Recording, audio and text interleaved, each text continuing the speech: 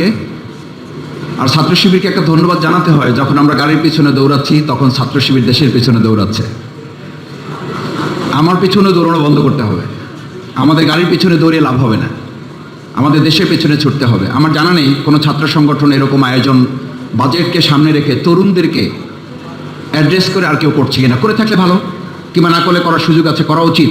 আমি বলছি না ছাত্র শিবিরই করে শেষ হয়ে যাক, করা উচিত। লোডশেডিং কিংবা ঘরের বাইরের তীব্র গরমে ওয়ালটন রিচার্জেবল ফ্যান থাকলে থাকবে শুধু বাতাস আর বাতাস। আমাদের গাড়ির পিছনে যত দৌড়ানো দরকার তার চেয়ে আমাদের দেশের পিছনে, সূচকের পিছনে। আপনি দেখবেন এখানে প্রবন্ধকার বাংলাদেশ, ভিয়েতনাম, থাইল্যান্ড, দক্ষিণ কোরিয়া, ভারত সূচকগুলো দিয়েছে। আল্লাহর খাস মেহরবানি, আমি দেখার চেষ্টা করেছি ম্যাক্সিমাম সূচকগুলোতে আমরা পিছনে পড়ে আছি। কারণ আমরা তো দৌড়ে দেশে না, আমরা তো দৌড় গাড়ির পিছনে। এবং এটা যে শুধু 2026-এ দৌড়ানো হচ্ছে তা না, এরকম দৌড়িয়ে আমাদের বহু ছেলেদেরকে গাড়ির নিচে পড়ে মারাও যেতে হয়েছে।